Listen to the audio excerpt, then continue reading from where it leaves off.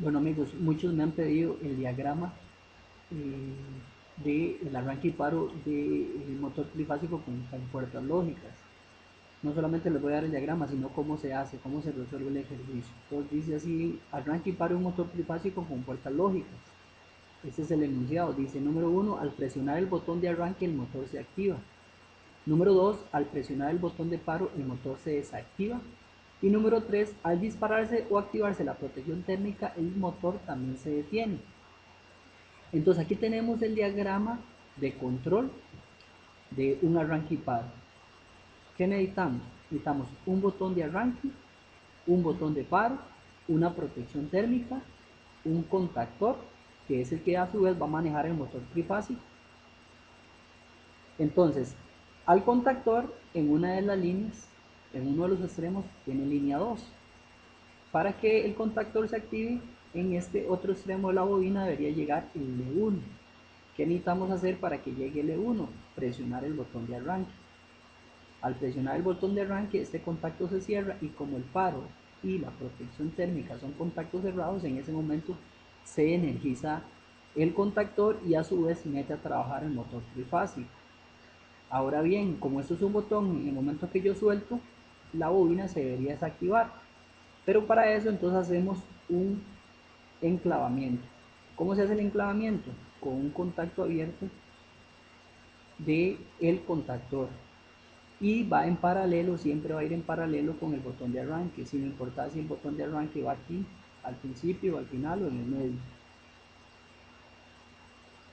De esta manera entonces, cada vez que nosotros le demos al pulsador de arranque, meto a trabajar el contactor K1, en ese momento este contacto se cierra y a pesar de que se abra el botón de arranque o el contacto, vuelve a su estado de reposo que es abierto, ahora la corriente se va a venir por aquí y va a mantener enclavado al contactor. La única manera que el motor se detenga es dándole al pulsador de paro, porque al presionar el botón de paro este contacto se abre. O a su bien que se nos dispare la protección térmica. En el momento que se dispara la protección térmica, este contacto abre y el motor o deja de funcionar porque el contactor se desactivó. Ahora bien, vamos a resolverlo con puertas lógicas. ¿Qué necesitamos? Bueno, vamos a definir cuáles son las variables de entrada y cuáles son en este caso la única variable de salida. De entrada tendríamos el arranque, el paro y la protección térmica. Pero existe una cuarta variable, que fue lo que nosotros vimos acá como el enclavamiento. Para nosotros en el circuito digital va a ser una memoria. ¿Qué es la memoria? Es una retroalimentación de la salida para saber si el motor está activado o está desactivado. Entonces, variables tenemos arranque, paro, protección térmica y memoria. Y nuestra salida va a ser el motor. ¿Qué necesitamos hacer? Una tabla de verdad. Ya han escuchado hablar de tablas de verdad. Nuestra tabla de verdad está definida por 4 variables que van a ser el arranque, el paro, la protección térmica y la memoria para activar un motor. Ahora bien, ¿por qué el paro y la protección térmica están negados? Porque como lo vimos acá, son contactos NC, son contactos cerrados. Y en lógica digital, recordemos que un contacto abierto es un 0, un contacto cerrado es un 1. Lo interpretamos como un 1, un contacto cerrado, un contacto abierto lo interpretamos como un 0 lógico.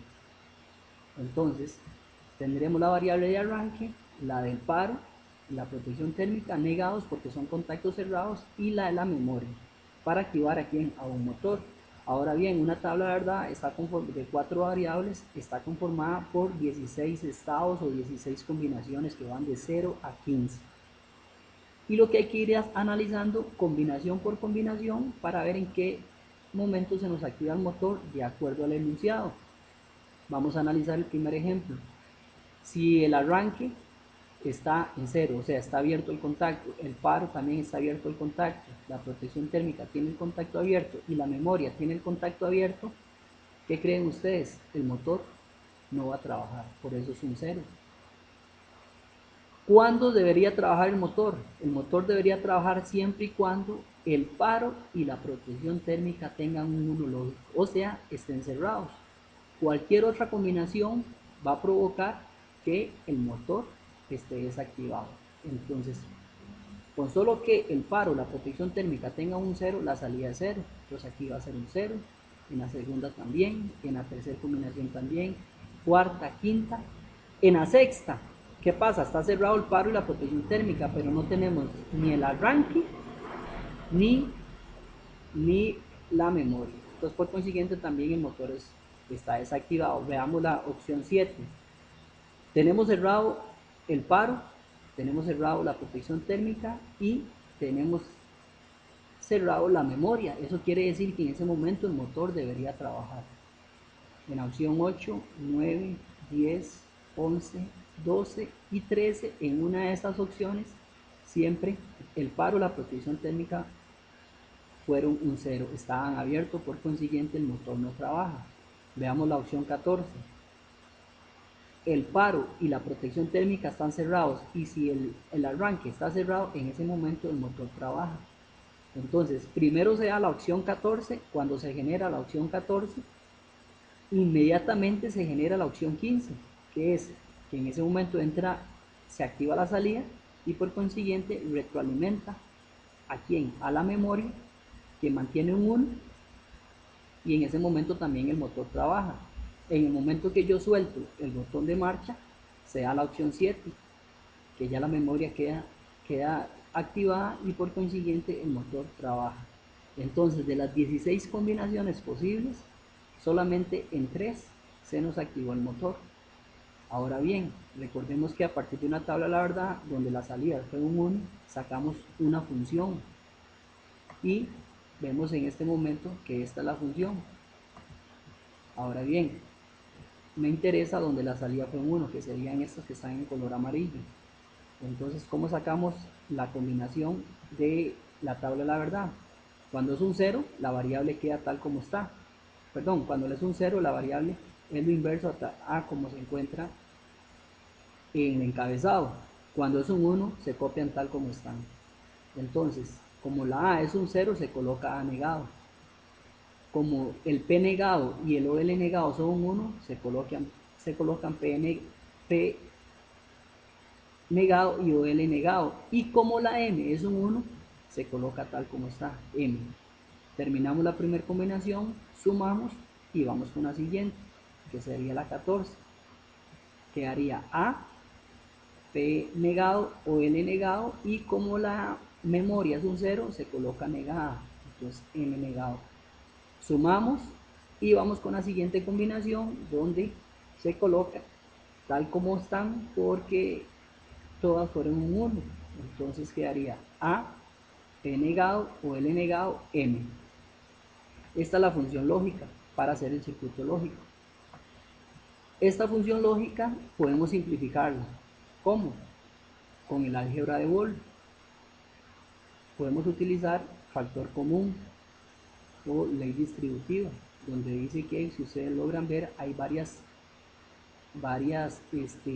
letras que se repiten, como por ejemplo en este conjunto, en este otro y en este otro, lo que se repite son la P negado y el ON negado, entonces la saco a factor común acá y coloco entre paréntesis lo que me quedó a este lado. Aquí me quedó A negado M más, a este lado me quedó A M negado más, y a este otro lado me quedó A M.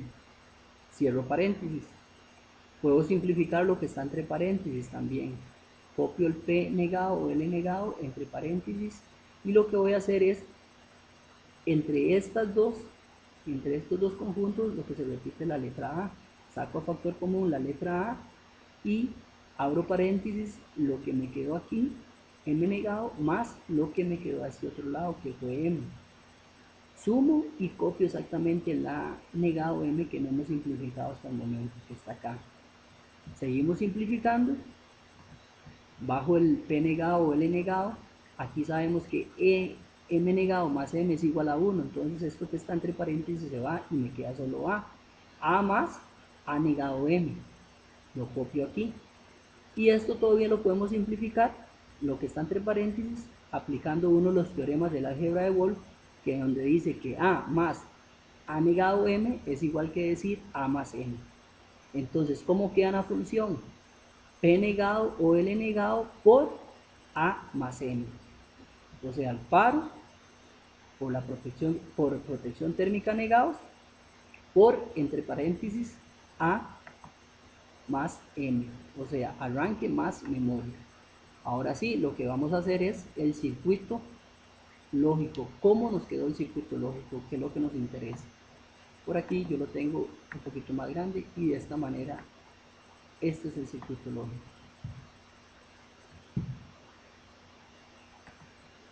Este es el circuito lógico. Entonces, ¿qué vamos a ocupar para poder hacer esto? Ocupamos evidentemente inversores, ocupamos AND y ocupamos OR. Aquí podemos verlo en el diagrama. Ocupamos dos inversores, AND, dos AND y una OR. Entonces tenemos un pulsador de paro, un pulsador de marcha o arranque, y la protección térmica, como no la tengo en sí físicamente, la he simulado con un pulsador. Muy importante, igual que en un PLC, los contactos abiertos se colocan abiertos y los contactos cerrados, que era el paro y la protección térmica, también se colocan abiertos. Para eso, los dos inversores son los que se van a encargar de negar las variables. Ok, tenemos los dos inversores, tenemos las dos AND y la OR. A la salida lo que estamos haciendo es la etapa de potencia por medio de un acople óptico.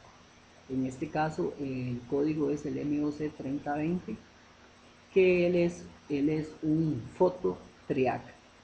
Entre la patita 1 y 2 lo que tiene es un LED, aquí lo vemos un poquito más grande el diagrama, y entre la pata 4 y 6 lo que tiene es un photo triac. A su vez, ese photo triac maneja un triac físico que a su vez el triac maneja aquí al contactor en 220 voltios de AC. Ese contactor también, una vez que entra a trabajar, mete los tres contactos abiertos de su dispositivo y mete a trabajar ya directamente el motor trifásico, mete las tres líneas vivas de un trifásico al motor para que en ese momento trabaje. Ahora, ¿cómo funciona el circuito? Al estar abierto esto, vemos que a través de estas dos resistencias, las entradas lo que le están llegando son ceros. Esos dos ceros se invierten aquí a dos unos. Esos dos unos provocan que en una A la salida sea 1.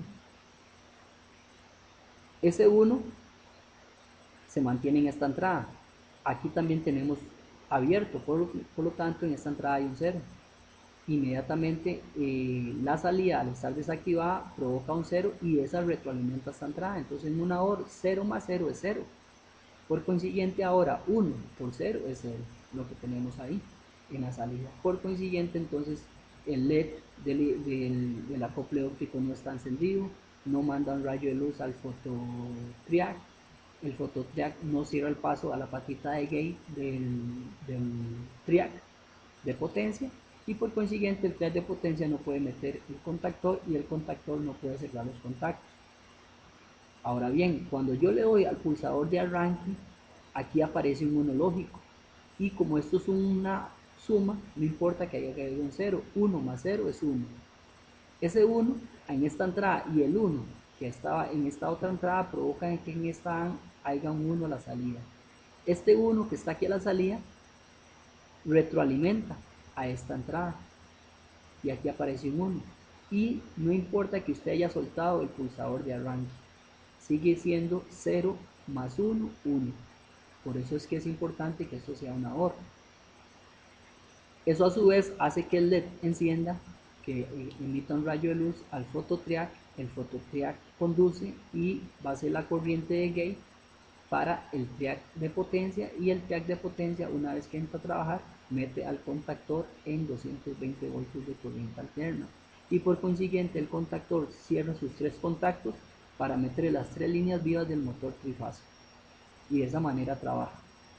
Ahora bien, cuando usted le da al pulsador de paro, usted presiona aquí, inmediatamente en esta compuerta a la entrada aparece un 1, se invierte a un 0. En una AND, con solo que una entrada sea 0, ya la salida es 0. En esta salida es 0, esa entrada de otra AN, entonces provoca que aquí también haya un cero y por consiguiente se desconecta todo el sistema, que es el momento que para el motor. Y igualmente, si se dispara la protección térmica, que aquí las tenemos simulada con un pulsador, provoca también que el motor se desactive o deje de trabajar. Y de esta manera trabaja el circuito del arranque y paro de un motor trifásico con compuertas lógicas. Muy importante, hay que hacer etapa de potencia, porque aquí estamos manejando un circuito a 5 voltios. Vemos que estos son circuitos integrados de la serie TTL, trabajan a 5 voltios. Entonces un circuito de control a 5 voltios para manejar un sistema trifásico de 220 voltios, entonces hay que hacer una etapa de potencia.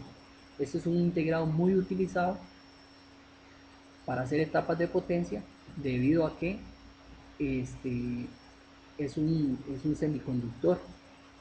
Podemos también, mucha gente lo conoce también como un sistema, un relé de estado sólido.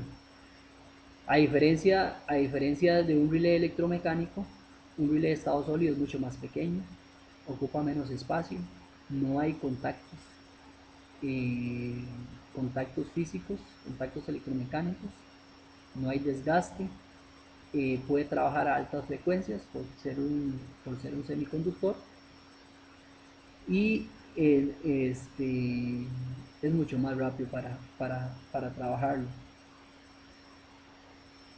En cambio, un relé electromecánico por lo general ocupa más espacio, trabaja a una tensión fija, porque el MOC 3020 o el acople óptico puede trabajar a diferentes tensiones. Lo que necesitamos es regularle la corriente a este LED. El relé electromecánico no puede trabajar a altas frecuencias porque se forman arcos eléctricos en sus contactos, hay un desgaste en los contactos, entonces el acople óptico es ideal para un circuito donde haya que conmutar muchas veces el arranque y paro, en este caso del control. Sin embargo, con un relé también se puede hacer una etapa potencia con un relé, acoplar un relé al sistema de control de la parte de baja potencia a la parte de potencia. El triac, que es el que gobierna al contactor, a pesar de que es un dispositivo que conduce en los dos semiciclos de la corriente alterna, siempre se recomienda que el MT2 vaya conectado al lado de la carga. Vemos que aquí la carga está en el MT2 y el MT1 a la línea de el 220 voltios. Eso es todo, amigos. Si tienen alguna duda, nada más me preguntan en los comentarios. Muchas gracias.